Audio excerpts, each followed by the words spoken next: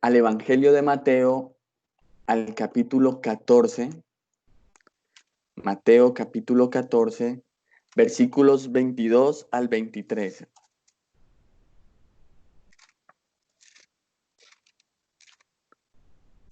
Evangelio de Mateo capítulo 14, versículos 23, 22 al 33.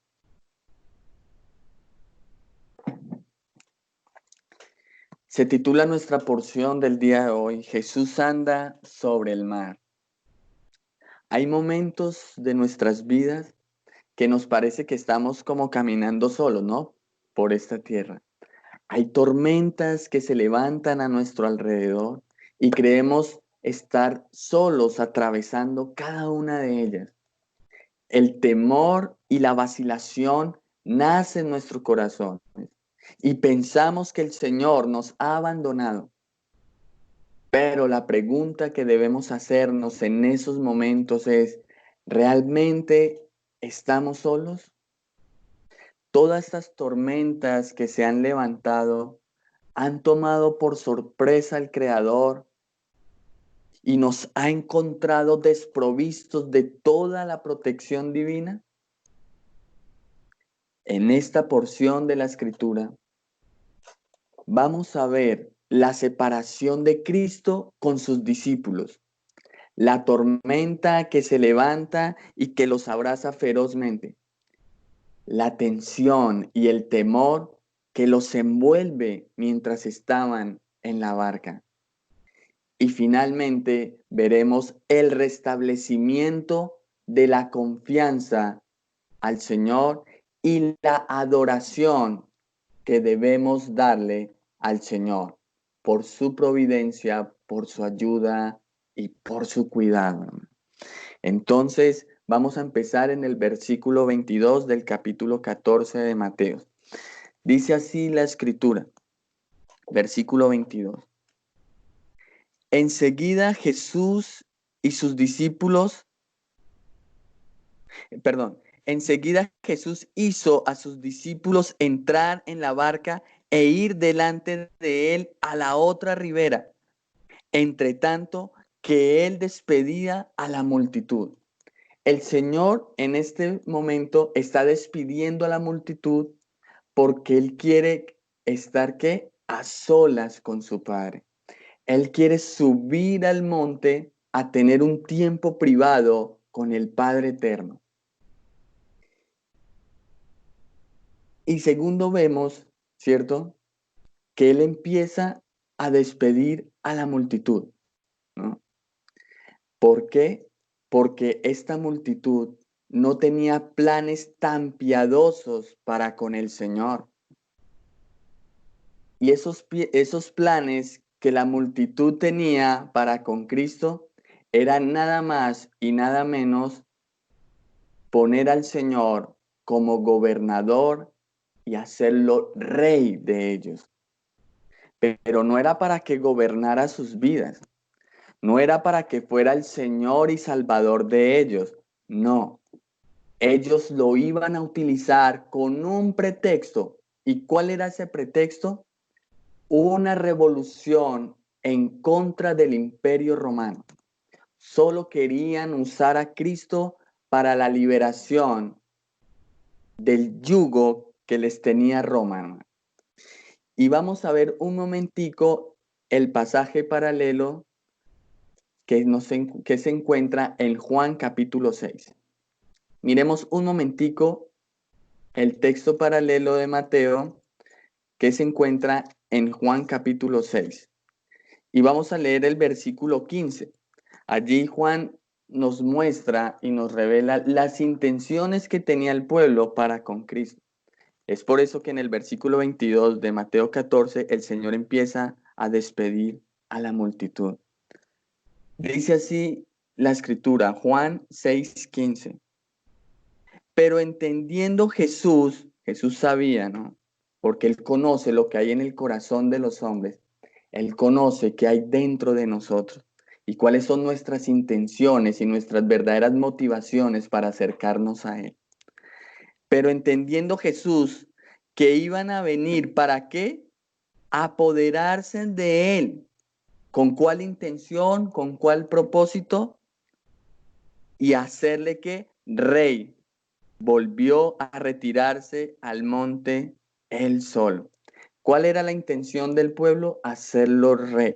Recordemos que después de la muerte del rey Salomón, el reino unificado se divide.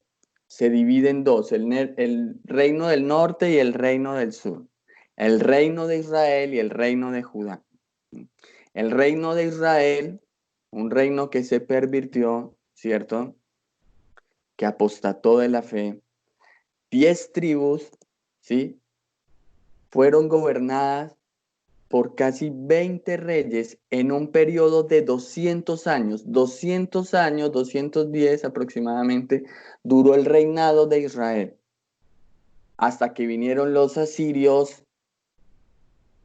los sitiaron, los conquistaron y los llevaron cautivos. Hasta ahí duró ese reino. Y por otro lado, el reino de Judá, el reino que el Señor había guardado, porque de allí vendría el Cristo, vendría el Señor.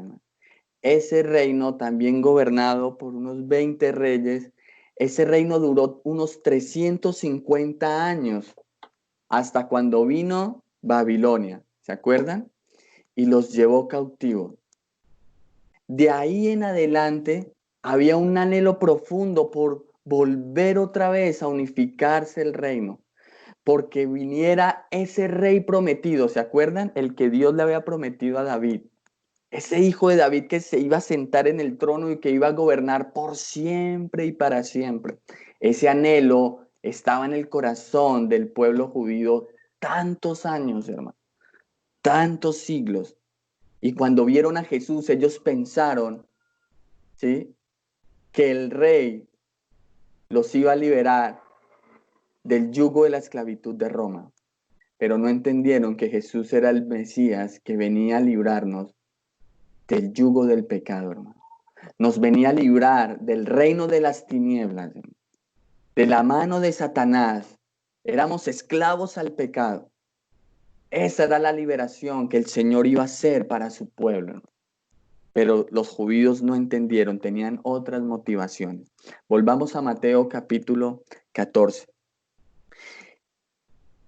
Mateo capítulo 14.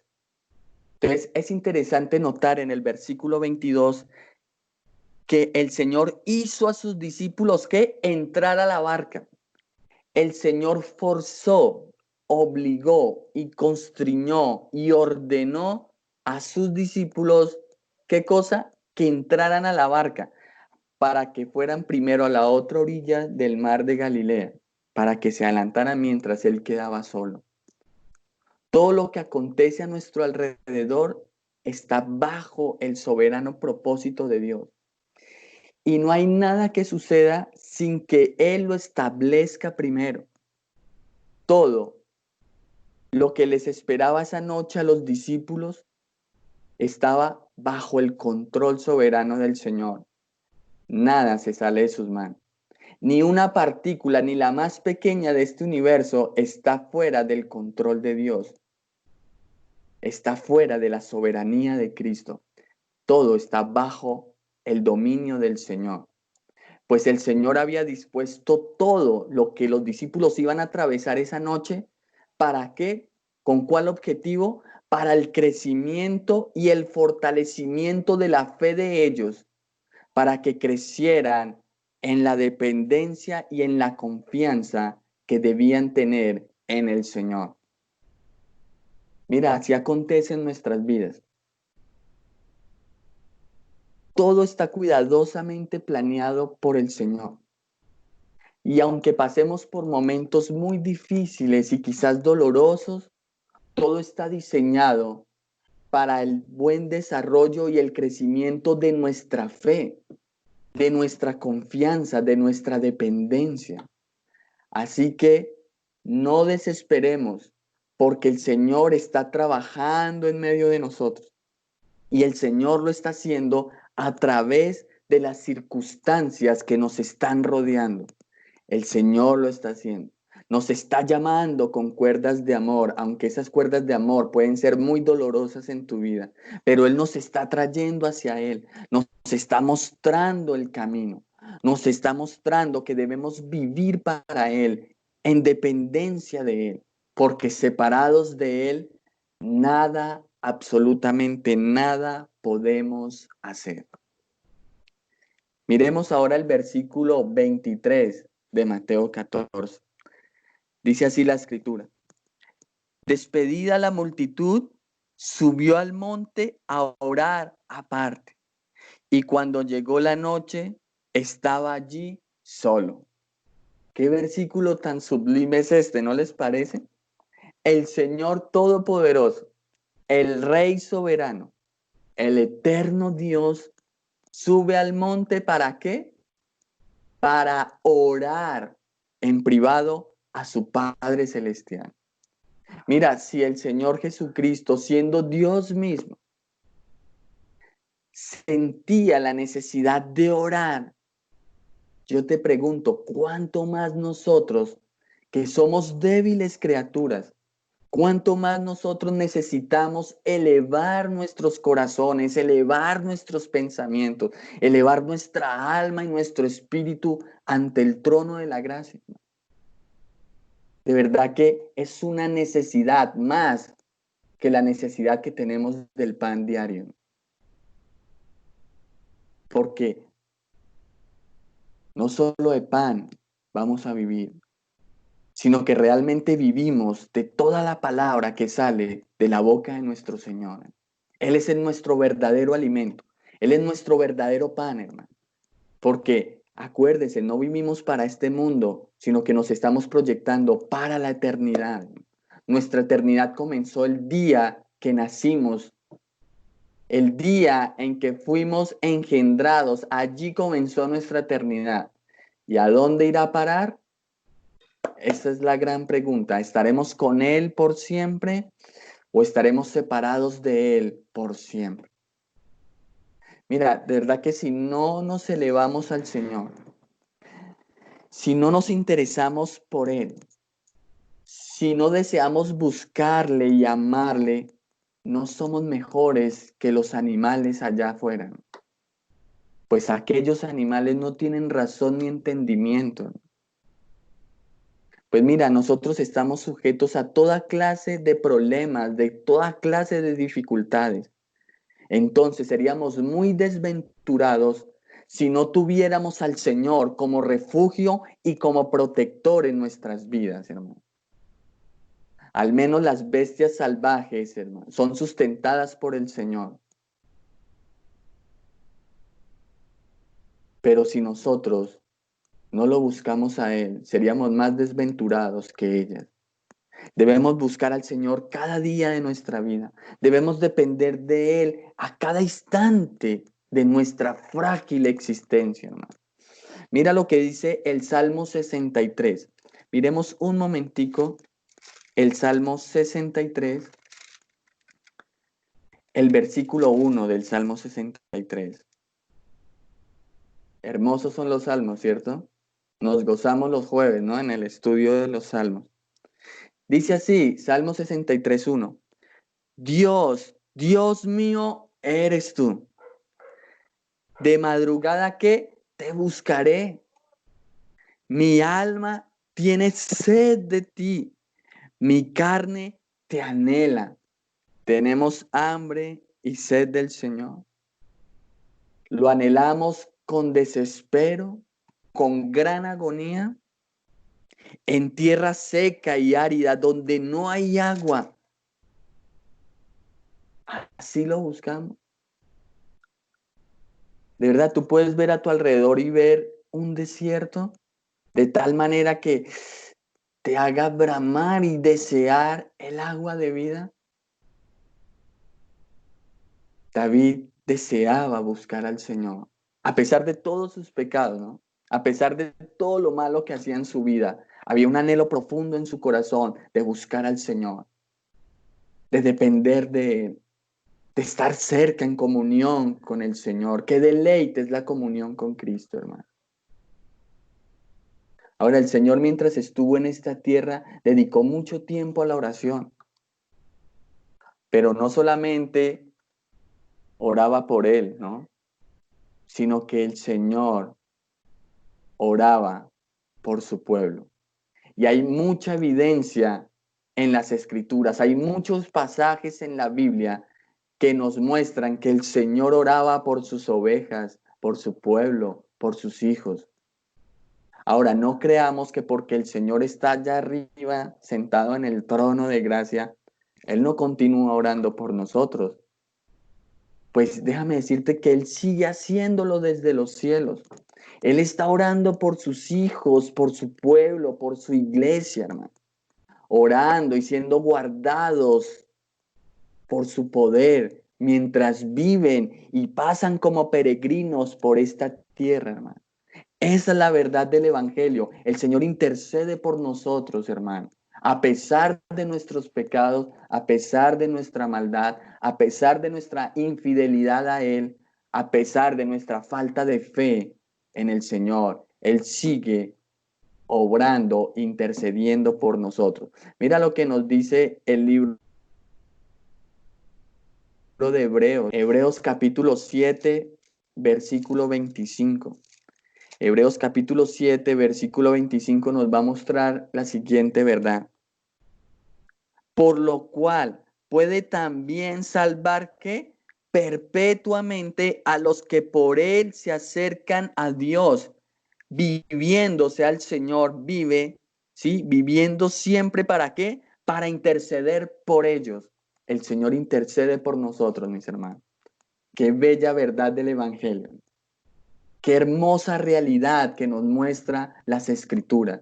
El Señor está con nosotros. Aunque tú no lo puedas ver, aunque no esté físicamente el Señor al lado tuyo, pues un día lo va a estar en la eternidad. Pero su Espíritu está con nosotros, hermano. Su cuidado y su amor paternal se derrama sobre nuestras cabezas, hermano. Y cubre de nuestra coronilla hasta la planta de nuestros pies. El cuidado del Señor está con nosotros. Volvamos a Mateo capítulo 14 y veamos ahora el versículo 24. Y ya la barca estaba en medio del mar. ¿Qué pasaba? Azotada por las olas, porque el viento era ¿qué? Contrario, hermano. Entonces, volviendo un poquito a los discípulos, la barca donde ellos estaban ya se encontraba en medio del mar, allá en alta mar. Nos informa Mateo que se levantó ¿qué? Una gran tempestad, donde los vientos estaban muy fuertes, azotando toda la barca, levantando grandes olas, hermano, y amenazando con hundirlos y anegar todo a su paso. La pregunta que debemos hacernos en esta hora es la siguiente. ¿Estaban los discípulos realmente solos en la barca? Aparentemente sí, ¿no? Estaban solos, el Señor no estaba ahí con ellos. El Señor se había quedado en el monte orando, ¿se acuerdan? Y mira, Cristo los hace entrar a la barca y les ordena, ¿no? Que se fueran mientras Él se quedaba. Pero si físicamente Cristo no estaba con ellos en la barca, entonces debemos preguntarnos lo siguiente. ¿En realidad el Señor no estaba con ellos? Entonces, si es así, que el Señor no estaba con ellos, que ellos estaban solos en la barca, debemos concluir, ¿cierto? Que solo estaremos entonces con el Señor si lo estamos, ¿qué? Físicamente. Si Él físicamente está con nosotros, entonces estaremos con Él. Si no lo vemos, si no está con nosotros físicamente, entonces no estaría con nosotros. Entonces, como no lo vemos porque Él está sentado a la diestra del Padre, ¿no? En su trono, debemos otra vez preguntarnos y reflexionar. ¿Estamos desprotegidos de su presencia? ¿Estamos totalmente desprovistos de su cuidado durante este tiempo que estamos viviendo? ¿Estamos abandonados por el Señor porque no lo vemos físicamente? Aunque no lo veamos con nuestros propios ojos físicos, debemos creer por el testimonio de las Escrituras que su poder y que su cuidado paternal está con y en nosotros. Debemos verlo con nuestros ojos espirituales, con nuestros ojos de la fe. Son los únicos que pueden ver a Cristo, hermano. Mira un momentico Mateo 28. Yo sé que es muy conocido por todos ustedes este texto, pero nuevamente debemos pasarnos porque hay veces lo olvidamos. Martín Lutero decía que había que predicar una y otra vez el Evangelio de la Gracia, porque la mente de los hombres olvida muy fácilmente. Capítulo 28 de Mateo, versículo 20. Finaliza así el Evangelio, enseñándoles que guarde todas las cosas, dice el Señor, que os he mandado. Y he aquí, dice el Señor, yo estoy con vosotros, ¿qué?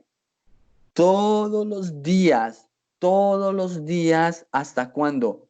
Hasta el fin del mundo. Amén. O sea, así es, dijo el Señor. Ese es el sello real. Esa es la firma. Así es. Debemos creer por las Escrituras que el Señor está con nosotros. Ahora, ustedes pueden creer que mientras el Señor estaba orando, no estaba orando por sus discípulos que estaban allá siendo azotados en alta mar por esas grandes tempestades, por esas grandes olas y esos fuertes vientos. ¿Ustedes creen que el Señor no le estaba pidiendo al Padre que los guardara y que los ayudara? Mira, si pudiéramos pintar este cuadro en un gran lienzo, sería el siguiente. El viento soplando violentamente sobre la barca. Las grandes olas, ¿cierto? Levantándose y amenazando con destruir todo a su alrededor. La espesa oscuridad, esas nieblas densas que abrazaban todo el paisaje, hermano. Y la ausencia del Señor, la ausencia de Jesús en la barca. Mis hermanos, dígame si ese cuadro no es aterrador, si ese cuadro no es triste y desolador. ¿Acaso no se nos hace un poquito familiar esta pintura? ¿No se nos hace familiar este cuadro en ciertos momentos de nuestra vida? Bueno, debemos responder con sinceridad que a veces, ¿no? Hay momentos de nuestra vida que nos vemos así, ¿no? Pero la gran verdad es que aunque por momentos se nos esconda entre las sombras de la duda y del temor la imagen del Señor, el Señor está siempre con nosotros, cuidándonos y ayudándonos en todo. Él no nos ha abandonado. Él nunca abandonó a sus discípulos en la barca, en alta mar. ¿Y qué pasó? Versículo 25. Mas a la cuarta vigilia de la noche, Jesús vino a ellos andando sobre el mar. Las vigilias de la noche. Bueno, las vigilias de la noche se dividen de la siguiente manera. La primera vigilia va desde las 6 de la tarde hasta las 9 de la noche. Segunda vigilia va desde las 9 de la noche hasta la medianoche, ¿no? Hasta las 12. La tercera vigilia va de la medianoche hasta las 3 de la mañana. Y la cuarta vigilia va de las 3 de la mañana hasta las 6 de la mañana. Mateo nos informa en el versículo 25 que el Señor se acercó a ellos ¿hasta qué vigilia? Hasta la cuarta vigilia de la noche, andando sobre el mar.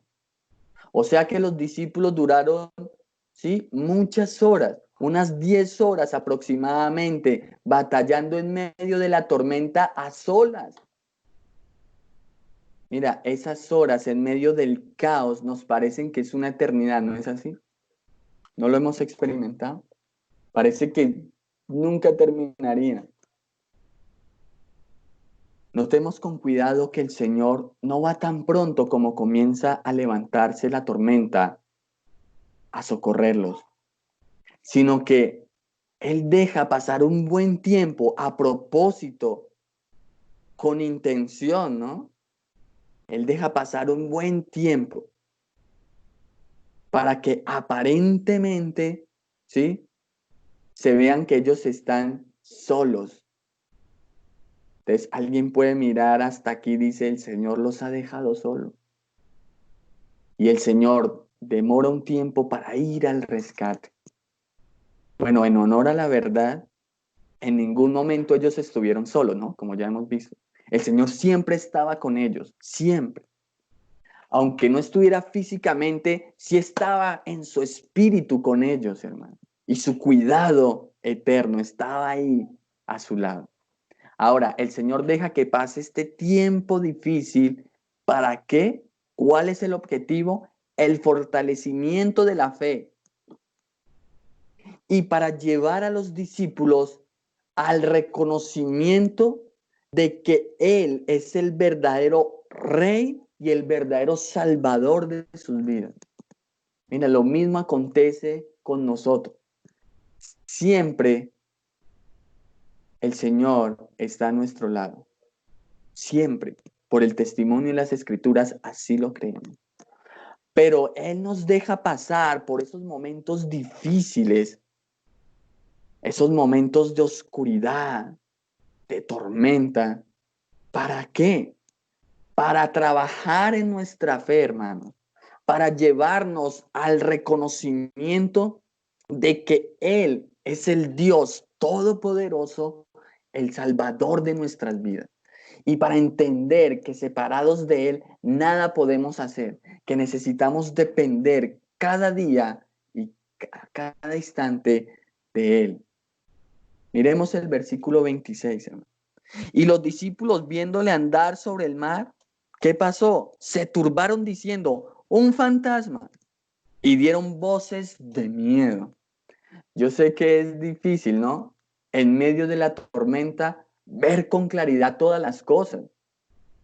Pues en medio del dolor y del sufrimiento, parece que la imagen del Señor se nos distorsiona un poco, por no decir que por completo, ¿no? Podemos dar como válido entonces las palabras de los discípulos al decir que estaban viendo un fantasma. Pues díganme con toda honestidad, ¿qué hombre puede caminar sobre las aguas? ¿Tú lo has hecho? Señálame un hombre en este universo, en este mundo, que pueda hacer esto, que pueda caminar sobre las aguas. Ninguno, hermano. O sea, la respuesta es ninguno. Entonces es comprensible que los discípulos tuvieran miedo y que gritaran espantados, pensando que estaban viendo un fantasma.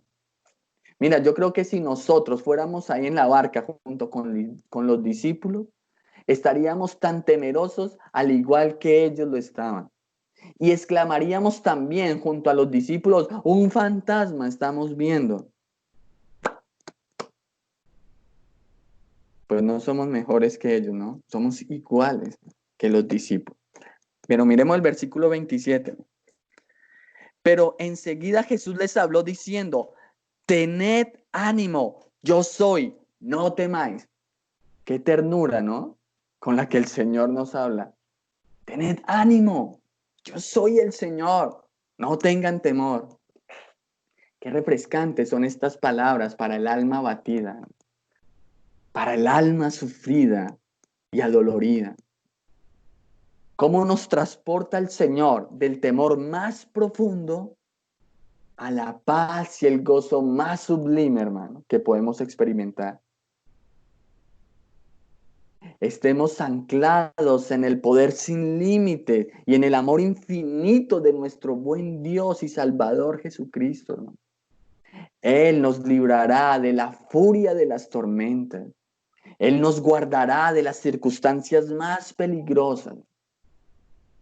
Y Él continuará amándonos a pesar de nuestro pecado, hermano, a pesar de nuestra infidelidad a Él, a pesar de nuestra desconfianza a Él, hermano. Cuán inolvidable tuvieron que haber sido este consuelo que el Señor le dio a los discípulos. Pues cuando ellos recibieron este hermoso mandamiento, porque es un mandamiento, tened ánimo, no temáis, es un mandamiento del Señor para los discípulos, pero también para nosotros, ellos fueron transportados del miedo más aplastante hasta el gozo más grande, hermano. Eso yo creo que nunca se les pudo haber olvidado a ellos. Este mandamiento debe ser una realidad en nuestras vidas. No debemos tener temor alguno porque estamos en el Señor, estamos con Él, mis hermanos. Apropiémonos de esta palabra y seamos obedientes al mandamiento del Señor. No temáis. No temáis. Tened ánimo. Seamos obedientes a ese mandamiento del Señor. Miremos el versículo 28. Entonces le respondió Pedro y dijo: Señor, si eres tú, manda que yo vaya a ti sobre las aguas. Es comprensible que en momentos de nuestras vidas, ¿no?, busquemos alguna prueba, alguna señal de que el Señor está guiando nuestros pasos, de que el Señor está con nosotros. Entonces no juzguemos con dureza al apóstol Pedro por pedir esta prueba, esta señal. Si eres tú, manda que yo vaya a ti sobre las aguas. Porque nosotros en momentos de nuestras vidas hemos dudado y también hemos pedido, al igual que el apóstol, señal del cielo para estar seguros que Dios está con nosotros. Esa es la batalla de nuestra fe, hermano. Esa es la batalla de la fe. Confiar de una manera absoluta en el Señor. Confiar que el Señor está con nosotros, que no nos ha abandonado. Y no tener miedo y tener ánimo. Esa es nuestra batalla que debemos librar cada día de nuestra vida. No permitir que las dudas asalten nuestra vida y nos hagan dudar del señorío de Cristo sobre nosotros. Es una tarea muy difícil de realizar. Yo sé que es una batalla muy dura, pero hay que darla, hay que librarla, hermano. Sabiendo esto, que el Espíritu Santo nos está dotando de la fe para continuar nuestro camino en dependencia de Dios, hermano. Es el Espíritu Santo el que nos anima, nos fortalece y nos lleva a seguir caminando en dependencia de Dios. No estamos solos, estamos con el Espíritu de Dios, hermano. Veamos el versículo 29 y 30. Y él dijo, el Señor, ven. Y descendió Pedro de la barca. Andaba sobre las aguas para ir a Jesús. Pero al ver el fuerte viento, ¿qué pasó? Tuvo miedo y comenzando a hundirse, dio voces diciendo: Señor, sálvame. Vemos cómo el mandato del ven, le dijo el Señor. Y Pedro comenzó a caminar sobre las aguas, confiado en la palabra que le había dado el Señor. Esa es la fe. Esa es la fe, ¿no? Entonces todo iba bien, ¿no? La mirada de Pedro estaba puesta en el Señor. Su confianza estaba depositada en Él. Él estaba seguro. Esto es todo lo que nos pide la fe que hagamos, mis hermanos. Pero todo cambió de una manera dramática. ¿En qué momento? Cuando su mirada fue quitada del Señor. y su atención fue puesta en las circunstancias adversas que lo estaban rodeando. Ese es el gran peligro, ¿no? Quitar la mirada del Señor y ponerla en los problemas, en las dificultades, en las luchas que tenemos. Porque de esa manera empezamos a ver los problemas más grandes y como hemos quitado la mirada del Señor, el Señor se va haciendo más pequeño, pequeño en nuestras vidas. Es un gran peligro. El viento embravecido, las olas enfurecidas hicieron dudar al apóstol, hicieron que él perdiera la confianza en el Señor.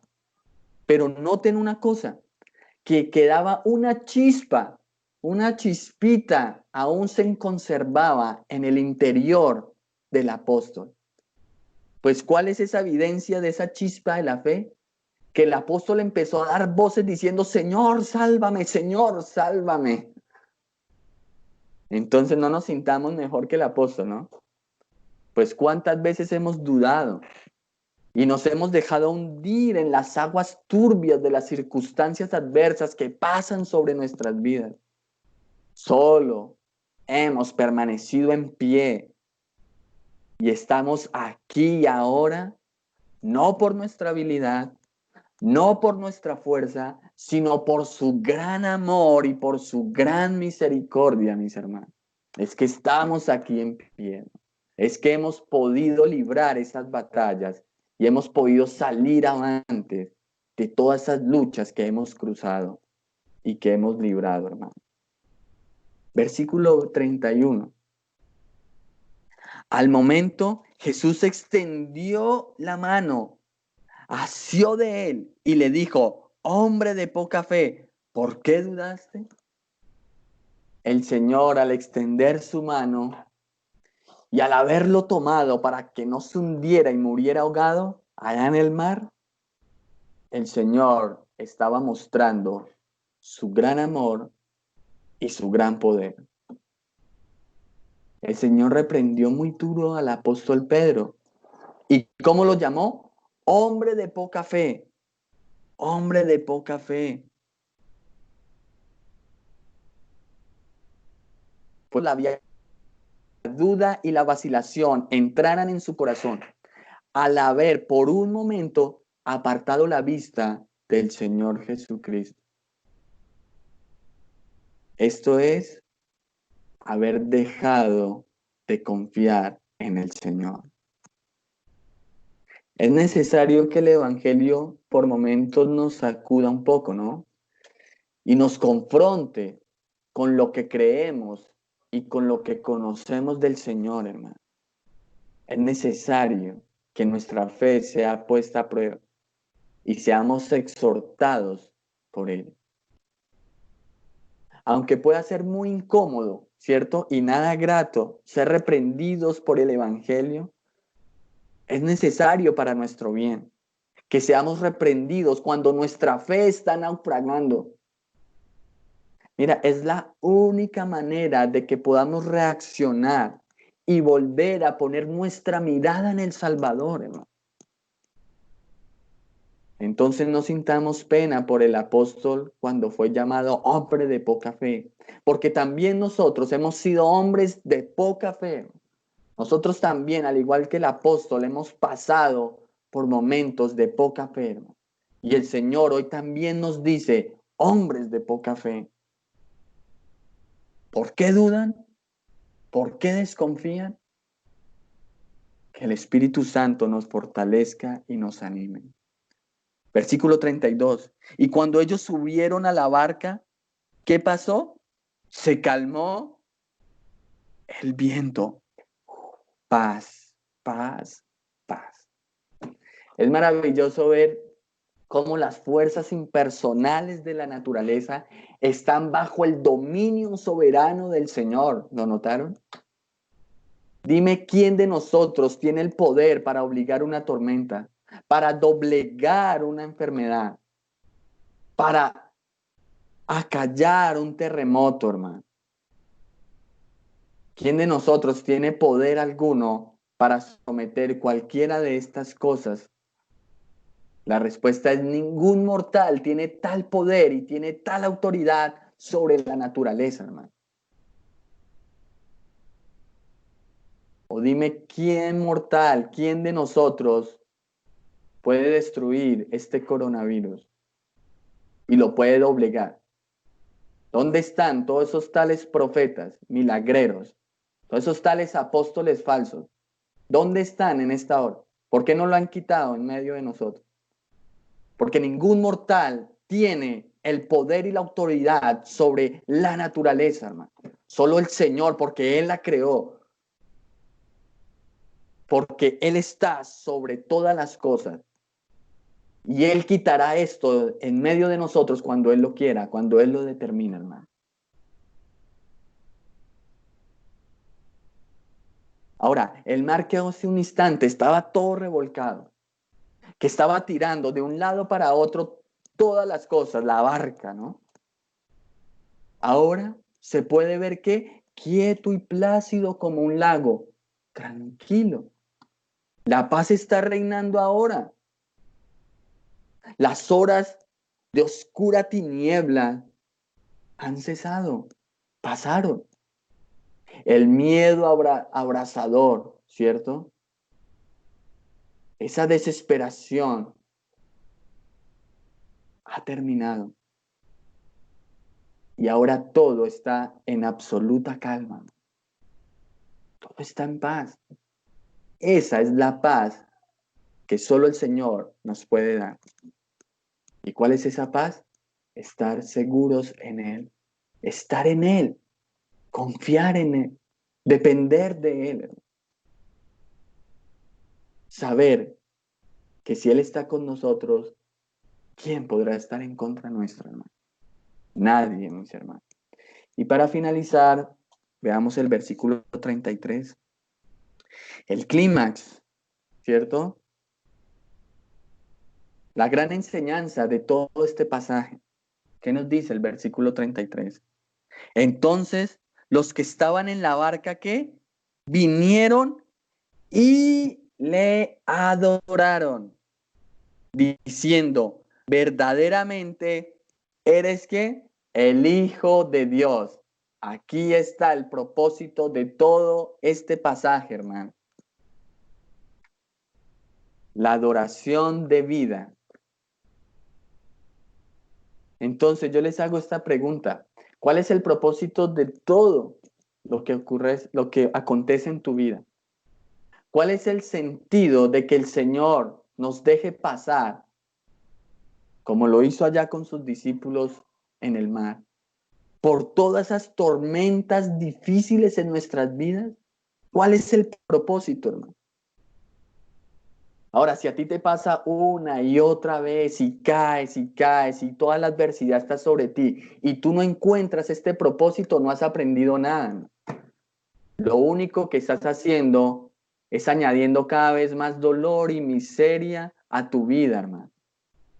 Pero si tú en medio del problema, de las dificultades, de lo que estás viviendo, encuentras esta verdad, esta gran enseñanza del Evangelio, estás haciendo tesoros para el reino de los cielos. Estás encontrando la verdadera verdad de la vida, hermano. La respuesta es que todo es para la gloria de Dios, hermano. Ese es el fin de toda nuestra existencia. Glorificar a Dios y disfrutar de Él para siempre, hermano. El propósito de Dios por medio de todo lo que Él hace alrededor de nuestras vidas es llevarnos a la adoración que debemos darle a Él, es llevarnos al reconocimiento que debemos tener de quién es el Señor, de quién es Cristo, ¿no? Todo esto el Señor lo hace para que nos entreguemos a Él por completo. Aunque en esto esté nuestro bienestar, ¿no?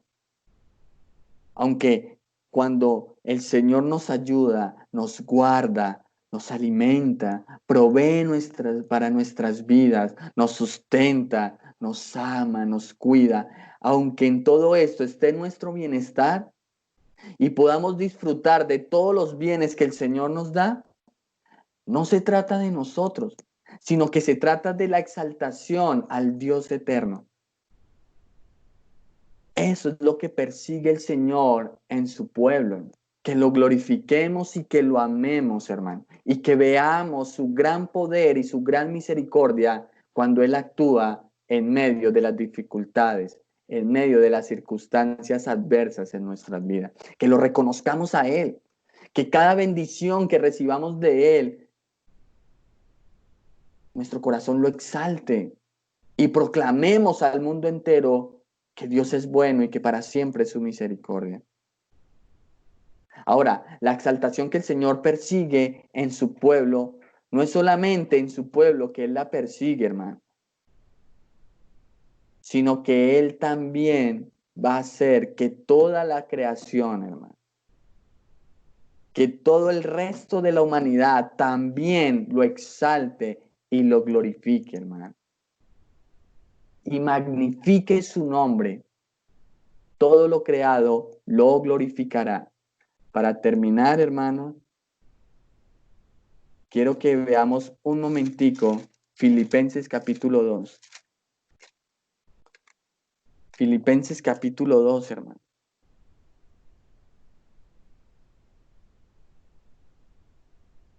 Versículo 10, dice así la escritura, porque en el nombre de Jesús se doblará que toda rodilla, todo ser humano, hasta a Satanás, los demonios, los ángeles, los hombres pecadores, ¿cierto? Los perversos, los malos, estará sus ovejas, su pueblo, toda rodilla, hermano. Todo el universo se doblará. Dice, para que en el nombre de Jesús se doble toda rodilla, los que están en el cielo y las que están en la tierra, debajo de la tierra. Y toda lengua confiese que Jesucristo, ¿qué? Es el Señor para la gloria de Dios Padre. Amén. Ese es el propósito de Dios. Que le glorifiquemos y que lo exaltemos. Ahora, que lo hagamos en libertad, hermano. Que lo hagamos aquí como si fuera algo espontáneo, sin que estemos siendo obligados, que lo adoremos, hermano, con un amor genuino, con una fidelidad pura, hermano. Pero qué triste será, hermano, si no lo hacemos aquí, ser obligados allá a adorar al Señor. Entonces nunca el hombre se va a escapar de adorar al Señor, nunca. Es mejor hacerlo por las buenas, ¿no? Que no siendo por las malas obligado, hermano. Y allá comiendo el polvo, teniendo que glorificar al Señor, cuando lo podemos hacer aquí en libertad, en amor y con gran gozo, mis hermanos. Dios les bendiga grandemente, mis hermanos.